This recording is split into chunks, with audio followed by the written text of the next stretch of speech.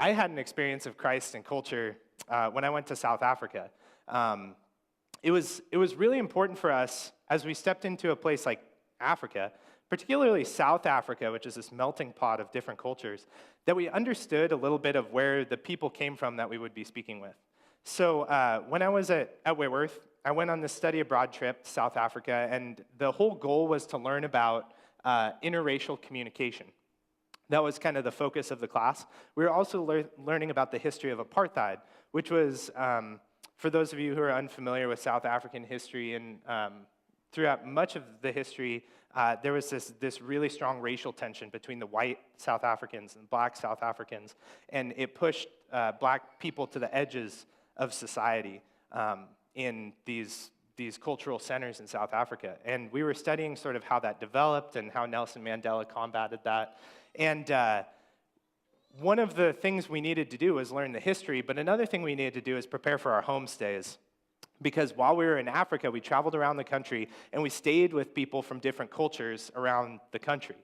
And I had an opportunity to stay with a Muslim man and his family, and he was like one of the biggest business owners in the country of South Africa. He owned like 50 furniture stores. So this guy was extremely powerful. He was prominent in the Muslim community, and I was staying at his home.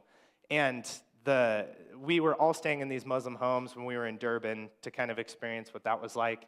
And I didn't get any briefing on Muslim culture or Middle Eastern culture at all. I learned a lot about Africa. I learned a lot about the races in Africa, but I didn't learn much about how to interact with somebody in their home that is Muslim.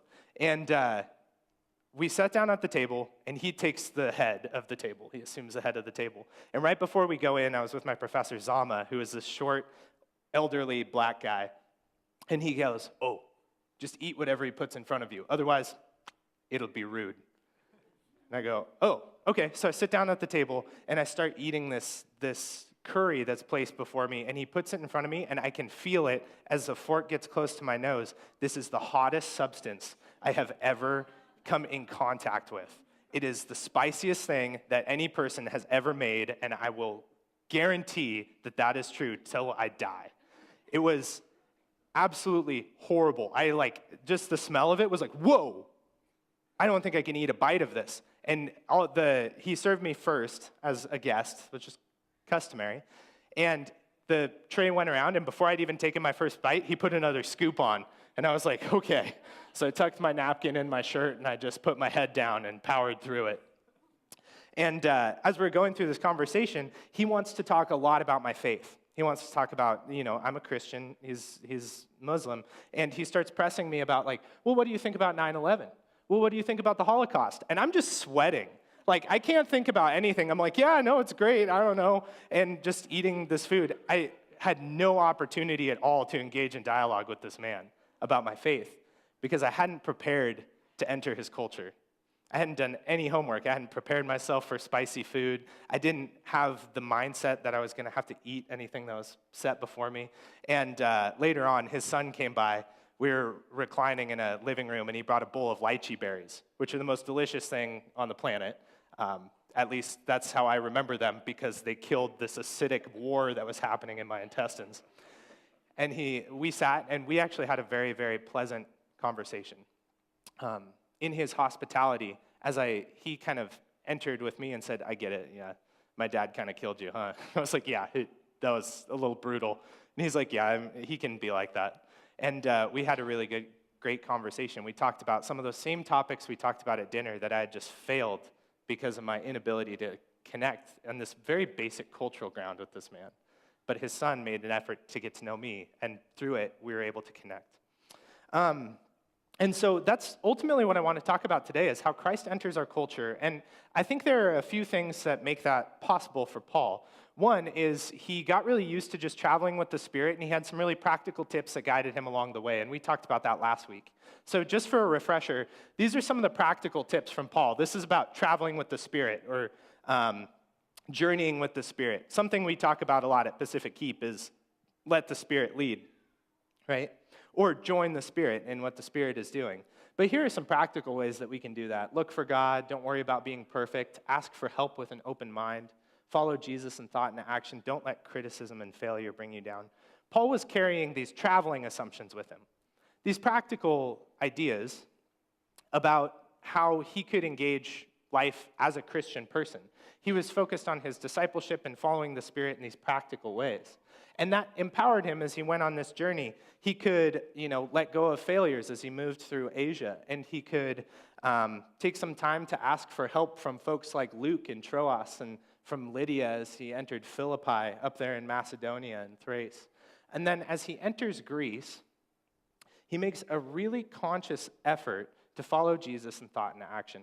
And what I want to talk about today is the way that Paul was able to, as he moved through these areas, engage and embed himself in the culture and speak to people about God. He had one very practical element to this and two very strong theological convictions. So today there are 3 takeaways from Paul. 3 things that can help us as we consider, what does it mean for Christ and culture to interact? What does it mean for us to live in a culture as Christians or as non-Christians? What do we make of culture? How do we put these 2 things together? And so go back to the map really quick. I just want to point out that kind of dark green sort of peninsula there with Olympia and Sparta, that's the area that we're talking about, modern-day Greece, and it's the ancient city of Athens. And at this point, Athens had become sort of a cultural hub of the Middle Eastern world. Everybody knew Athens. Athens was, in what we would call today, the thought leader of the sort of area of the world. They were known for their philosophy, their political advancement. They were known for their great war strategies from ancient times. And at this point, sort of in the Roman Empire, Corinth and Alexandria and some of these other major cities had started to surpass Athens in their actual output. Like, there were more philosophers coming out of Alexandria than there were out of Athens. But still, Athens had the reputation for philosophy. They had this reputation, this cultural sort of idea that this is where philosophy happens. This is where all the best thoughts come from. These are the thinking people in Athens. And Paul knows that as he goes in. And it's important to know about the cultures that Paul visited because as he did, Paul did this in his journeys. Paul had this way of encountering and speaking to people in every stage, in every subculture, in every race, in every economic class. Just like demonstrated here, if we have Paul and maybe one of his companions like Silas on this journey, there's a poor man, a soldier, a woman, somebody dozing off and like not paying attention at all and thinking about the Super Bowl. Like, everybody is here, and Paul is speaking to those people. Paul has this way of doing this because of his traveling practices. He was willing to ask for help and bring people in and to look for God. But particularly as it pertains to culture, Paul had 3 things going for him, and that's what I'm going to talk about today. One was really practical, and the other 2 were theological. They were about the message that Paul carried with him. And with that, let's get into the text in Athens. So as Paul enters Athens, this is kind of how this scene plays out. Remember from the last sermon, he'd just been chased out of Thessalonica and Berea for inciting this worship of this new king. And the military folks didn't like that, so they took money from him, and his buddies smuggled him off, and the Spirit sort of ushered him along into Athens. And in Athens, he found a much better response from culture than he did in Thessalonica or Berea, where he was kind of pushing buttons against the military structure. He could enter these free thinkers and just kind of talk to people. So this was a less rigid society. And Paul is just kind of freely walking around in Athens with Silas. And it goes like this. He says, while Paul was waiting for them at Athens, his spirit was provoked within him as he saw that the city was full of idols. So he reasoned in the synagogue with the Jews and the devout persons, and in the marketplace every day with those who happened to be there. Some of the Epicurean and Stoic philosophers also conversed with him, and some said, "What does this babbler wish to say?" Others said, "He seems to be a preacher of foreign divinities because he was preaching Jesus and the resurrection." And they took him and brought him to the Areopagus, saying, "May we know what this new teaching is that you are presenting. For you bring some strange things to our ears. We wish to know, therefore, what these things mean." Now, all the Athenians and the foreigners who lived there would spend their time in nothing except telling or hearing something new. Let's go back to that last slide for just a second. Before we get into Paul's message, it's important to point out some of the people that he was conversing with and just some of the practices that he instilled as he entered this culture. One, notice it said he went into the marketplace every day and was talking to people. Every day he was talking to people who were worshiping these idols that bothered him. He was walking around looking at kind of the things they were doing, and he didn't necessarily agree, but he engaged with people. He talked to them about what they believed. He got to kind of understand where they're coming from. He developed this sort of discourse with people that he actually vehemently disagreed with on some level. So he was engaged in their lives, and he was doing it on a daily basis. He was going into the market, and he was encountering people. And then the other thing that's important to notice is there was two kind of responses to Paul. One was receptive, the Stoics, and one was just completely opposed, the Epicureans. And the Epicurean sort of philosophers of the time were the rich, the wealthy. Basically, the whole idea of Epicurean philosophy is eat, drink, be merry, because tomorrow we're dead, right? Their whole thing was like, let's get as much as we can out of this life. Let's go. It's like they were playing like club music, you know. They were like EDM all the time and like going to the fancy parties and wearing like fur jackets and all of that kind of stuff. They were soaking it out of life. They were using their influence and their money to get as much happiness as they could because that's all that matters. Right? That was kind of the Epicurean stance. The Stoic stance was basically the exact opposite. It was like, no, like everything of this world is evil. There's actually a spiritual reality that is more important.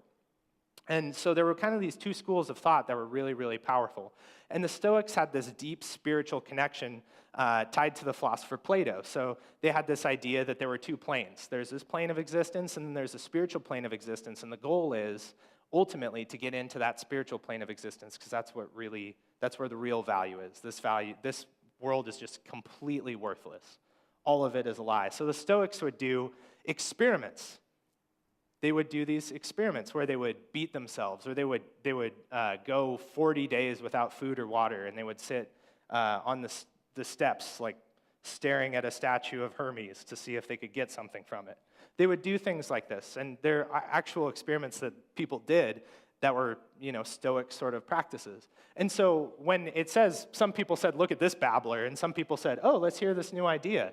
Likely the people saying, look at this babbler, were the Epicureans. The people who are just like, no, we don't, like, don't tell us we need to give things up, like, we're soaking the happiness out of life. And don't tell us there's an afterlife, because that kind of ruins this whole thing.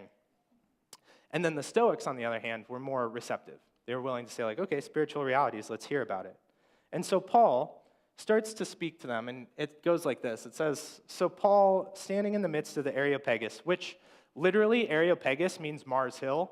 It means the hill of Ares. So if you guys have ever heard Mars Hill as like a name for a church or like a worship band album or something, this is Mars Hill. The Areopagus was this giant hill on Athens where a bunch of statues were lined up to various gods. And the chief god on that hill was Ares, the god of war. So that's where Areopagus comes from. So there were all of these gods up there, the biggest of those statues being a statue to Ares with crossed swords. And then there are all these other icons, and one of them was to what's called an unknown god. And Paul starts to talk to them, says, men of Athens. And this was a common thing, that people would go up to the Areopagus and speak, and they would talk to each other and exchange ideas. So it was a normal thing for him to do this. He said, I perceive that in every way you are very religious. Look at all your statues, and all of the time you do thinking about this stuff. As I passed along and observed the objects of your worship, I found an altar with this inscription, to the unknown God. What therefore you worship as unknown, this I proclaim to you. So Paul gets up there and he posits to this group, I'm going to teach you about this unknown God.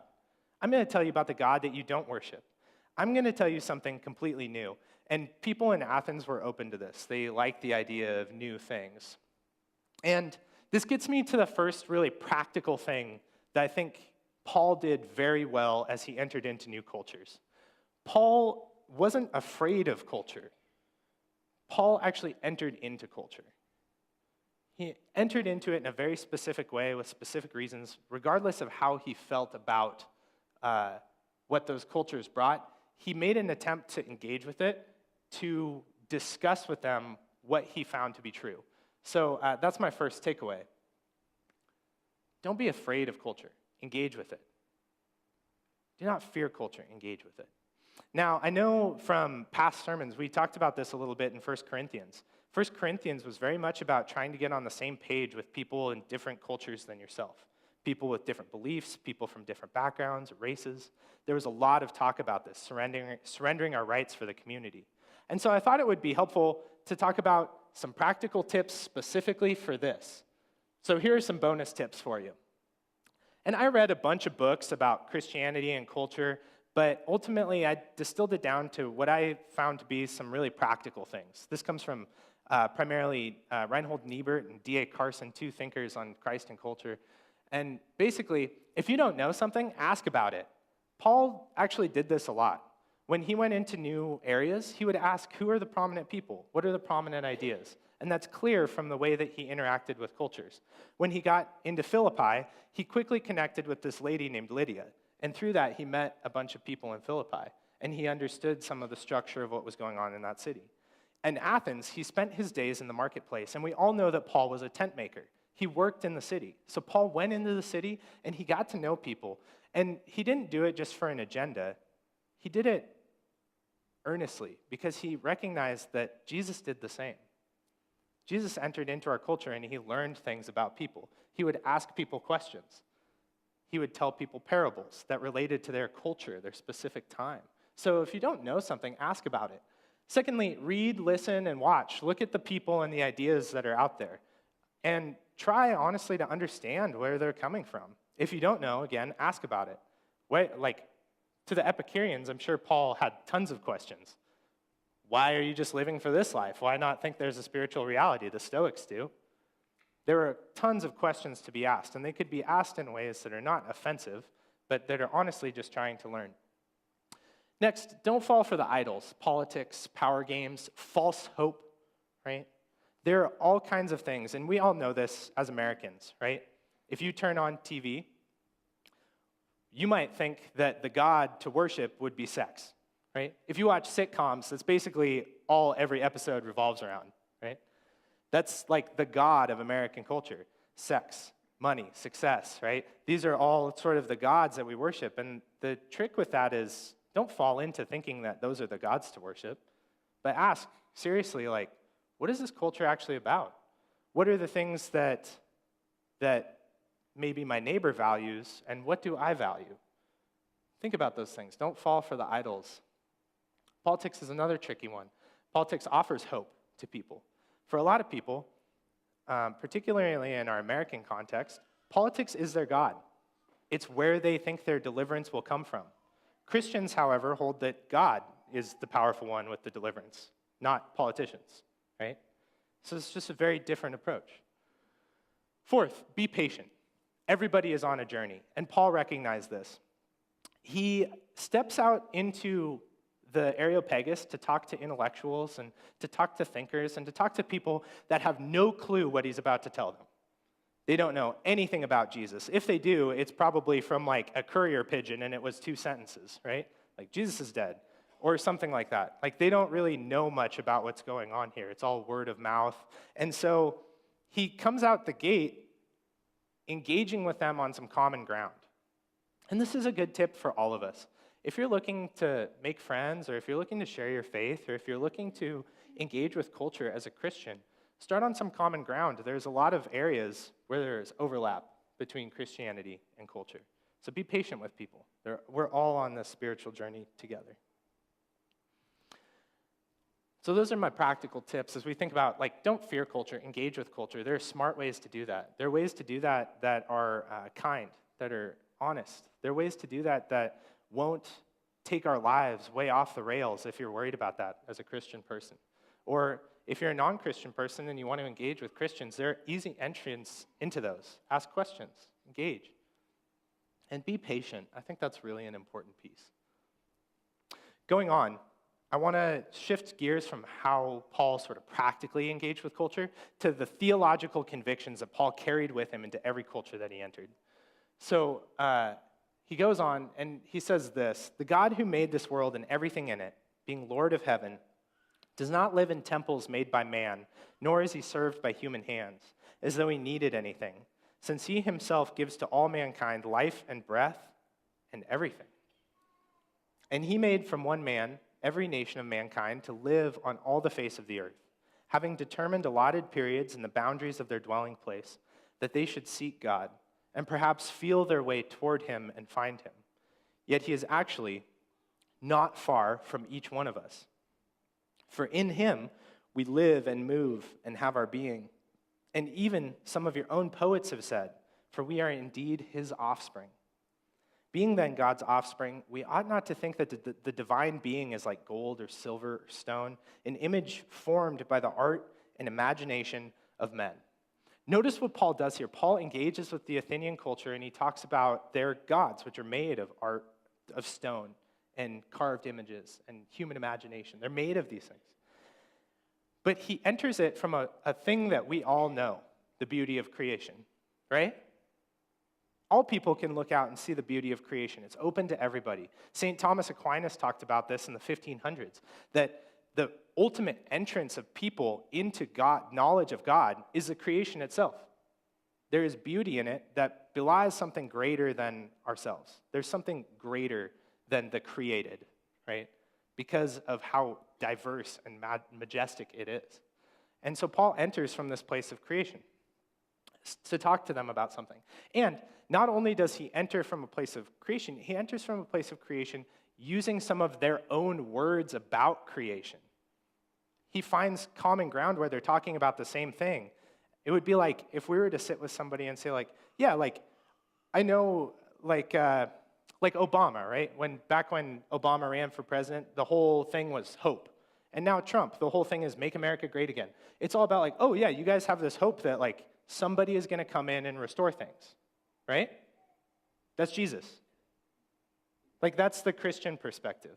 It's very different, and it's just like, no, this power trumps that power. Like that's it. And Paul makes this case to people. And one thing we might miss is I have this slide from Titus. This was something that the ancient preachers did a lot. They weren't just reading the Bible and talking about the Bible. They were actually engaging with culture as well and reading some of the classics of culture. Titus, in his letter, mentions a line from the same poet that Paul quotes here in his speech. He says, one of the Cretans, a prophet of their own, said, Cretans are always liars, evil beasts, and lazy gluttons. Yeah. If you think the Bible is boring or you hear that, like, be like, oh no, go read Titus. Like, there's all kinds of fun stuff. But Titus is basically talking about, like, don't be that. Don't be like Cretans. But he brings that in because he says, like, your own people are saying that you are this. And Paul does the same thing in this Areopagus speech where he says, your poets have noticed this same beauty of creation that I'm talking about. This God, this unknown God, is the one that's before all the gods. The one that created all of the stuff that the gods are made of, marble and stone and onyx and all of your quarried materials. All of that is from God, this unknown God that's before the beauty of creation. So Paul used those poets, and that's a really important thing for us to notice. It's something that we might forget. But another thing that we might think about Paul from reading Romans or from going through Bible classes, like how many of you guys memorized sections of Romans at some point in your life? Yeah? Somebody has? Have you guys, in Bible, probably in your Sunday schools, that was very, very prominent, right? Romans is sort of like the theological work that helps us understand things. Or if you didn't grow up in the church, like me, you probably knew there were 3 books in the Bible. This is what I knew growing up. There were 3 books in the Bible. There was Romans, there was John, and there was Revelation. Those were the 3 that I knew about because I'd heard about them from people. Like John 3:16 is on billboards, and then like people yell things from Romans at people at like football games. Like I knew that. I'd heard it. And so the interesting thing is Paul starts from a different book. He starts from Genesis. He starts from the very beginning and pulls people into this grand story of what God is doing throughout history. And for Paul, I think we get the sense sometimes that his theology was super complicated when we go to books like Ephesians and Romans and Galatians, where he talks about things like justification, sanctification, and that's all that we learn in church. But in reality, Paul, when he entered into cultures, had this sort of sentiment, like he did with the Corinthians. In his opening letter to the Corinthians, he says this. He says, when I came to you, brothers, he's talking to people that are developing in the church in Corinth, that are kind of starting to step into this life following Jesus. He says, I did not come proclaiming to you the testimony of God with lofty speech or wisdom, for I decided to know nothing among you except Jesus Christ and him crucified. And I was with you in weakness and in fear and in much trembling, and my speech and my message were not in plausible words of wisdom, but in demonstration of the Spirit and of power, so that your faith might not rest in the wisdom of men, but in the power of God.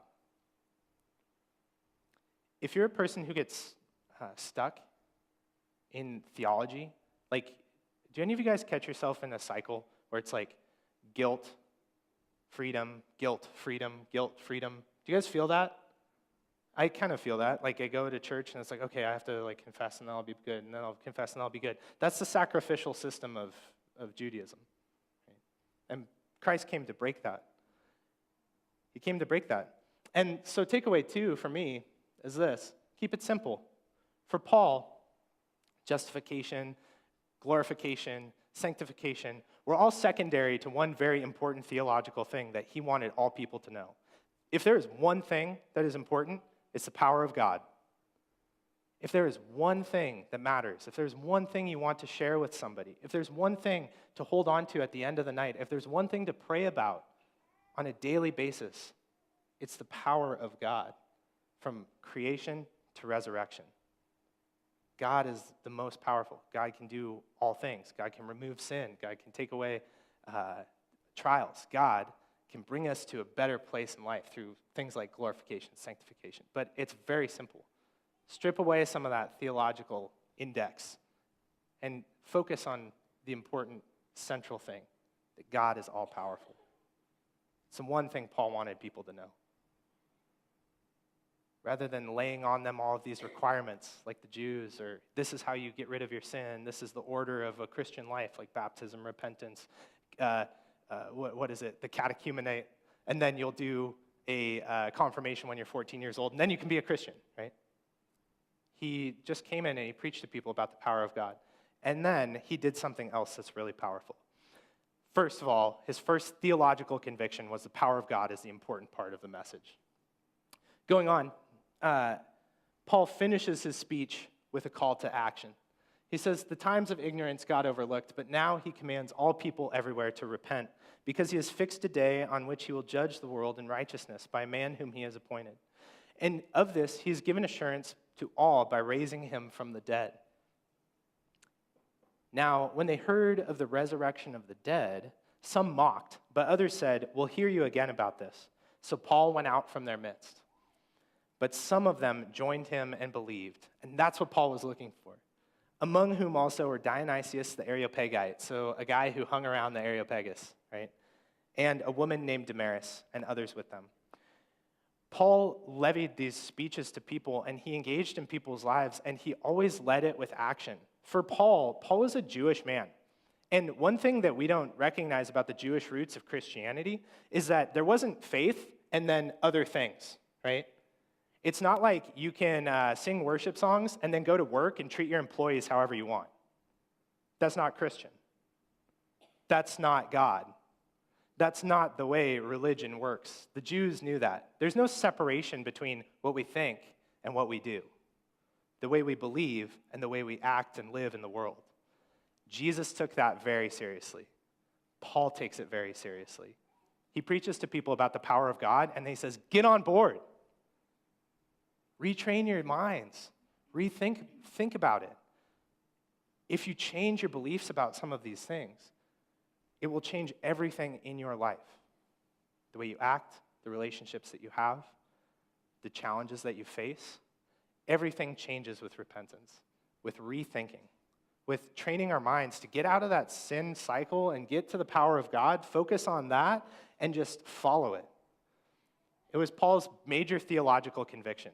There are two. The first is that the power of God absolves all other things. And then two was that we need to actively follow that power. We need to actively follow it in the way that we live, in the way that we think day to day, in the thoughts that we have, in the words that we say. That needs to come through. And some people got it immediately. Some people, remember, going back to the reality that everybody's on a journey, some people caught the idea of resurrection and were like, oh, well, we need to hear more about that.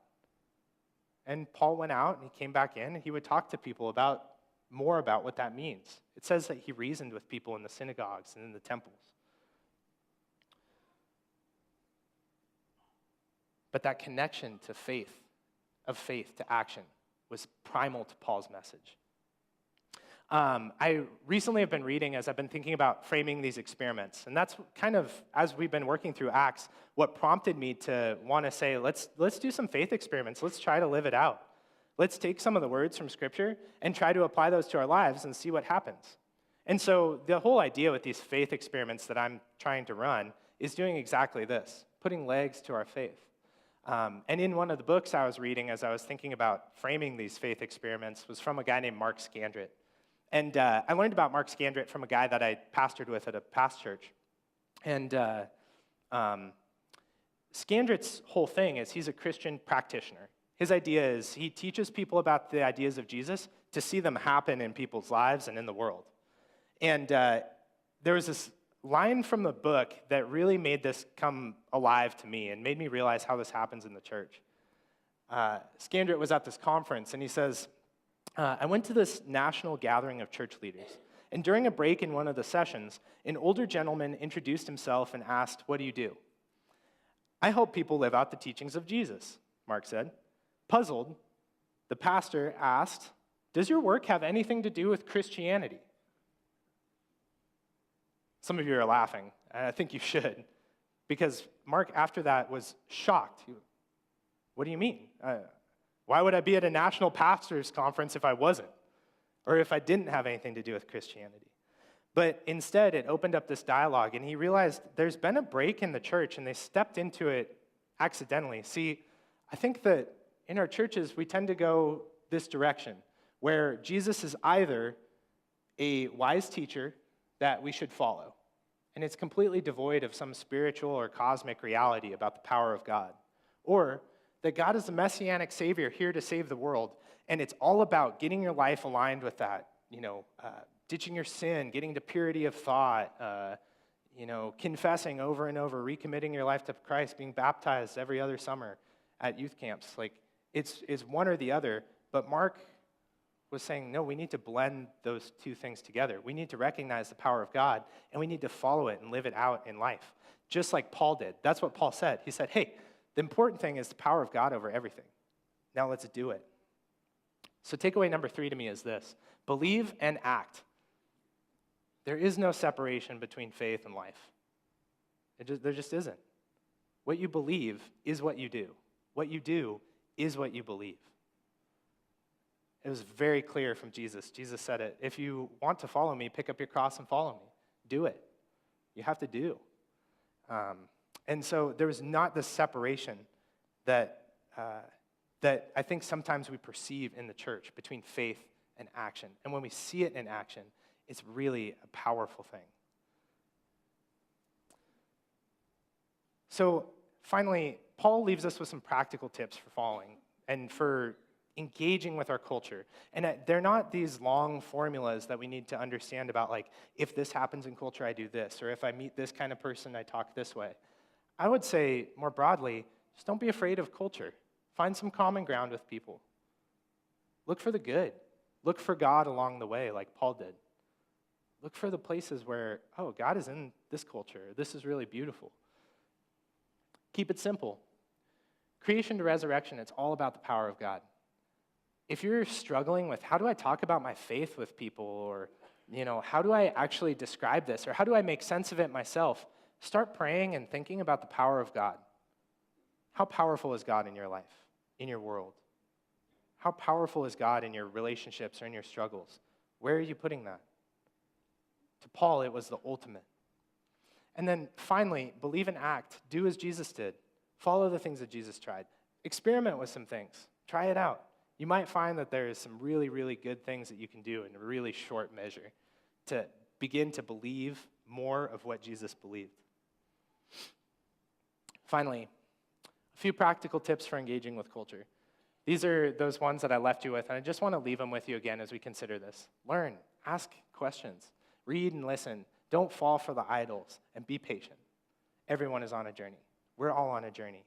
And so I want to give some time as the band rejoins us on stage. We're going to be joining one another in communion here shortly.